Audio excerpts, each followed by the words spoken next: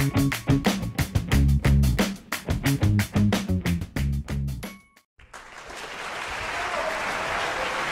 not an academic. If I could, I would have left school at the age of 14. Absolutely. My mother believed you have to have education. I believed you have to go and educate yourself in life.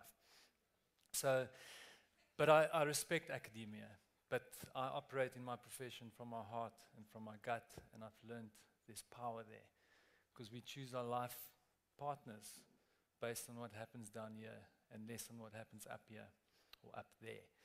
So what I chose to do is I'm going to take you through the story, very abbreviated story of my life. I'm turning 47 this year, so I'm going that way. And I'm hoping there's some insights. So I'm really sincerely just here to maybe share one or two insights out of the whole. I'm going to try and keep it to 18 minutes, and it's counting down. So I titled my presentation The Mighty Why, and it's my story about finding greater meaning to life. It's one of the biggest questions in life today is, what is the meaning of this life that we live? So my first job that I had was that of a newspaper delivery boy. At the age of 12, I started working. I delivered newspapers 5 days a week, got up at 5 o'clock in the morning, which is why I got up at 5 this morning. Not to deliver a newspaper, I went to gym. But it's kind of in me now. I can't sleep late. And then weekends I would work in a cafe on Saturdays and Sundays. So I pretty much worked 7 days a week from a very early age. And the reason was that I was born into the house of a dysfunctional alcoholic father. So it was up to a hard-working mother who happened to be a teacher to bring up 3 children. And at times she couldn't make ends meet. So I learned to fend for myself and also contribute to the household. So that was profound and impactful for me in my life because it taught me so much. I didn't take out of it like, oh, what a terrible life I had. It was an amazing life because it taught me to work for myself. Then at the age of 16, I met this beautiful girl. It's the first picture of me and her together. I'm the hairy guy on your left. I don't know why my tongue was hanging out. It was weird. I followed her for like 4 years, from the age of standard 7 back then. It's called grade 9, I think now. I followed her year after year. She had beautiful legs. And I dreamt of her all the time. And she was out of my league because I was this very nerdy, skinny little guy. And then somehow, because I could draw, and she fell in love with me in matric. So we got together and it's my love of my life. Then, of course, at the end of matric, back in the old South African days, you had to go to the army for 2 years. And she left me at the end of matric, and she left me for a guy who could play guitar. So when I look at this band, I was like, wow, how amazing. So I thought, well, that's quite something. So he can play guitar, so I'm going to learn how to play guitar. Bugger this guy. I've got 2 years. I'm not a big fighter, so I'm not going to get too involved in that stuff. But I'm going to learn how to play guitar. And what it meant was I fell into music by chance. And for 16 years of my life, from the age of about 21 to 37, I played in bands, and I played anything from clubs with 2 people, which will most of the time be the 2 girlfriends, to 3,000 people, 2,500 people at the car, and it was a spectacular experience. And much more important than experience was the insight, great insight, that the worst thing that can happen in your life is always the best thing that can happen. I say often because I haven't experienced death close to me yet. My father did pass away eventually of alcohol abuse. But I'm almost convinced that the worst thing is the best thing that can happen. And hence, even looking at our country and what it's been through, and as bad as it was, brilliance came out of it. So this is my motto in life, and I got the girl back, and I married her, which was fantastic. So then I always dreamt, coming out of a poor house, what do you want to be? I want to be rich. I want a yacht. I want to sail the world. I want to make a flippin' fortune, finish working at 45, 50. That's it. That's what I aim for. That's my vision. And towards that vision, I started this business with a friend of mine called Joe Public. We were 2 creative guys. We needed a business guy. So I went to Cape Town. I was from Joburg at that stage, although originally from Cape Town. Went back to Cape Town and was introduced to this guy called Gareth Leck, who spoke here last year. And my first engagement, first time ever meeting him, March in 1998, he's a surfer, very cool thing to do in Cape Town when you surf. I'm what you call a paddle skier, very uncool thing to do. You sit on your bum, you don't stand up. And he starts telling me this story about how in 1995 he saved the life of this idiot paddle skier who paddle skied into this, what they call Dolosa, at a harbor wall outside Thermopylae in Cape Town. And this guy apparently drowned, and he was under the water, and he dived down and took this guy out and saved his life. And he phoned the NSRI, who picked the guy out and took him to hospital. And I was flabbergasted because that guy was me. And based on that, I heard that too. True story. Excuse me, the cold is kind of giving me, see, I've brought a little tissue. Either there or there. So,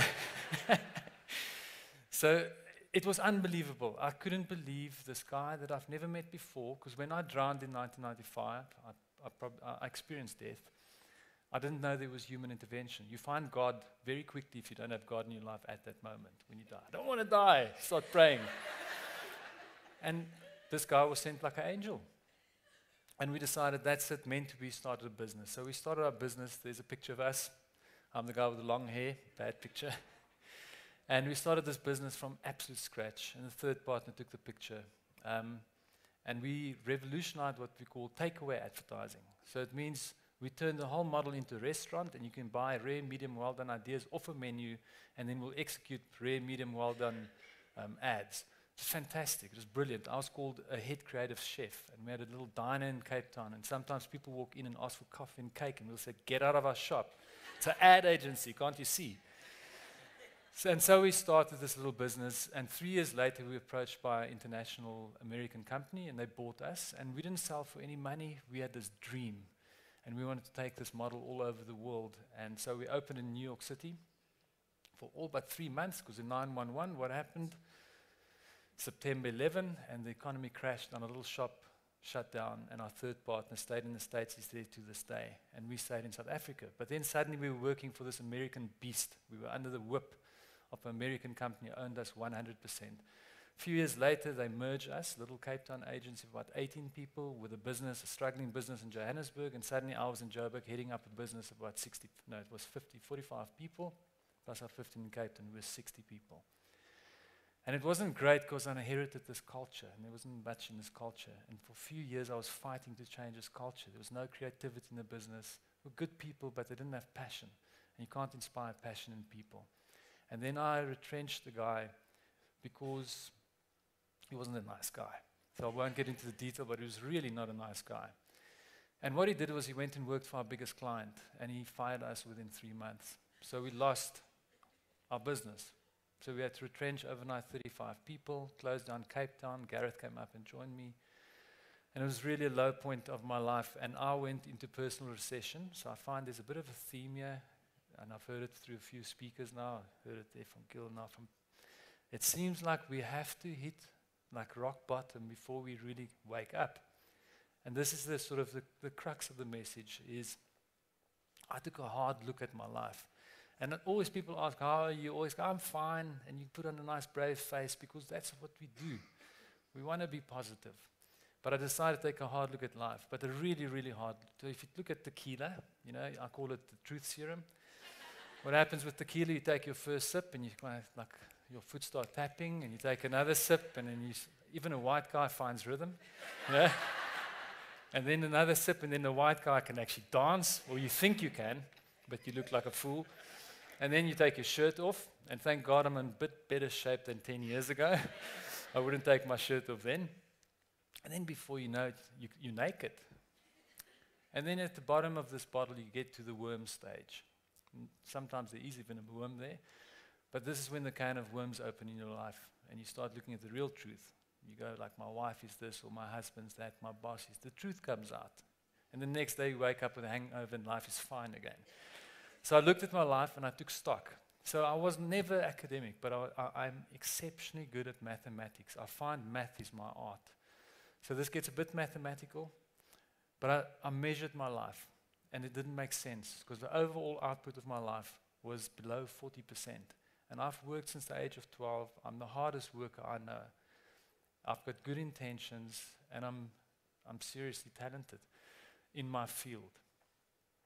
But it didn't manifest at all, and something did not make sense to me. And I started digging deep, and this was 2007, beginning of 2007, a true turning point in my life. I still had long hair, I had bells on my toes of my shoes, I looked very creative, and it was a cool thing, but there was something wrong with my life. And I came across, this is not something I came across, this is a profound experience, and the way I could reason it was this, that we believe that we're humans. And on the human side of our lives, we're given a human name, which is in my instance is Pepe. And you each got your human name, and it's about what we do, and it's all about serving ourselves. And ultimately we work because we want a house, and we want a car, and we want to be successful, and we're chasing all those dreams, but they're all very much self-serving. But on the other side of life is a thing called the being. Because when I went and look at the one side of the life, and I say that's 50%, then at a high output level, I could only at most live half a life. And I was doing 80% output, and 80% of 50 is 40, if I mathematically look at it. But when I discovered there's a deeper source within us as people, the thing called the being, because ultimately we're human beings, I started seeing this opportunity of actually being more about how I can serve others. And potentially, and this is just an assumption, nothing is factual in the world, birth and death are factual. Potentially, each of us have within us a greater purpose in this life, something bigger, and I think it is definitive. You can actually define it, and you can find it. I've now found some people who find it sitting on top of a mountain in the Malays for like 2 weeks meditating. There's many ways of finding it, or it will find you if your life crashes. It seems to only find you when your life crashes at this stage, but I hope it finds you. And that makes the other 50% available to you in your life. So what happened was, I actually planted this new thought at the core of my life, this thing called the being, and mine is called greatness. Now what that means is not that I think I'm a great guy. I believe I'm put on this planet to inspire people to be the best they can be. And what I've learned over the past 8 years, that's almost impossible unless you just be the best that you can be. Hence I changed my life. I started drinking, I started exercising, I became healthy, and I started seeing everything, and on many other levels, on every single area of my life, my strategy became, how can I be the best that I can be in my craft, in every single area, in my family life, as a husband, as a father.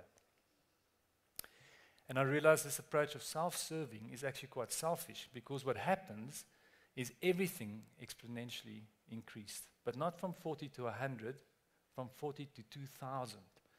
So I realized that assumption of 40% was actually wrong. So suddenly this thing of having a yacht, which I then could afford, was, well, why have the yacht? Why not rather assist in creating a country that's example to the world? Because if you think about it, we're sitting on a time bomb in a positive way. We are potentially sitting in a country that could be the best country in the world. So towards this vision of, can I create this country, can I be part of the creation of this country, I had to buy the business back. So we saw the thing that could have been seen as the worst thing was actually the best thing. Business dropped value. We afforded to buy the business back. 2 years fighting with the mad Americans, we bought our business back. First thing I did, I believed this business is like a human being. It's another organism. It has to have a purpose at its core. It's got its human name. It's called Joe Public. What is its reason for being? And after 6 months of working with our 30 staff, we found at the core of this business is one word called growth. And when we unpack the word, we believe we exist to grow our clients, not to grow ourselves as business. We serve our clients to grow our clients. We're there to grow our people, and we're there to grow our country. Put the purpose in the business, put it on the wall, massive growth to the power of N. As it happens in this world, the business starts to grow. But our intention was not to grow the business. And suddenly we sit with this beast of a 17-year-old little business in Joburg. It's like a teenager now. It's like, he's got pimples. It's out of control. It's like, it wants to have sex. and I don't know how to manage it, and me and Gareth are going mad. And fortunately, we've got another couple of amazing people that surround us now, actually other partners in the various businesses. And we've also got a business now in Amsterdam. The takeaway model actually works out of Amsterdam like a bomb. And towards growing our country, I asked this question whether we can create an educational system that's an example to the world. because education is fundamental to fixing this country.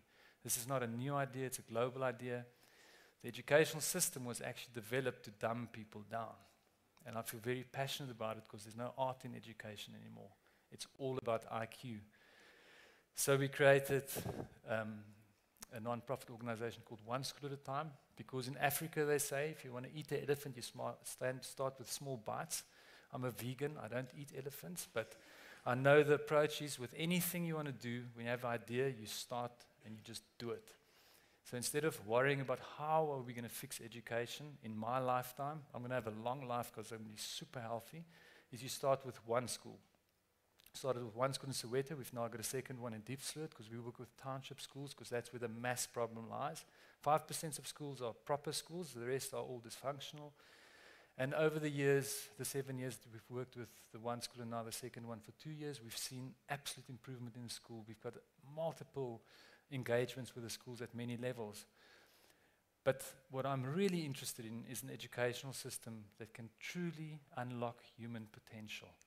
Because the school system looks at the conscious mind. It only looks at the IQ. It says that 1 + 1 is 2. Now, if you take 1 apple plus 1 apple, you get millions of apples if you plant the seeds. It's incredible how wrong education is, and that it's sort of manifesting only one answer per question. There are thousands of answers per question. I'm interested in an educational system that looks at EQ, emotional intelligence, spiritual intelligence, and resilience in human beings, because we go into this world without those aspects. Before I conclude in 1 minute and 11 seconds, I came across this model. This is apparently factual, but I've realized all facts are made up on the spot. Well, apparently 67%. I made up that one as well. Could be 68% next time I say it, or 72. So I don't know, but this is we spoke last night about it. It's all about faith. It's all about what you believe. It doesn't matter whether it's true or not. I believe this is true. The conscious mind, it's apparently factual. The conscious mind operates at 2,000 bits per second. The unconscious mind operates at 400 billion bits per second. But we live our lives in the conscious mind. We are not aware of the power, the infinite power of the unconscious. So I took my little human being model in conclusion, which I used to believe was 50-50. But in my experience, the things that's starting to manifest in my life every time I open up to a new dream, to your point, to a new opportunity, it manifests when I believe it can happen. So I started questioning this. So I turned it on its side, and I overlaid the brain model onto it, this map, which I don't believe it's a brain. I think the conscious is probably here, and the unconscious is the total human, all the intelligence. And I realized, well, if the conscious is the human and the unconscious is the being, then the true model is actually that we are living a percentage of 2% of our full potential. Because we don't even give 100% of what's possible to us. So we're living a percentage of 2% of our true potential as human beings. But then I looked at these two figures, I went mad. This actually happened on Tuesday while I was preparing. It's a complete new thought. But I thought if the one operates at 2,000 bits and the other one at 400 billion, that's like 1 bit against 200 million bits, which means we actually only at that level of potential as human beings, because we only tap into our humanness. We are not conscious of the beingness. And if you are, and I'm not a religious person, I would say I'm more spiritual. If there was a God, and the story of God is true, and God created the world and everything in it, and we created in the image of God, how on earth can we only create a house and a car and clothes? So I put it out there. We have unlimited potential. On the money, it's flashing. You have unlimited potential. All you need to find at the core of your being is what that word is you stand for. It can be love, it can be free, it can be happy, it can be joy, and manifest it into everything you do. Thank you.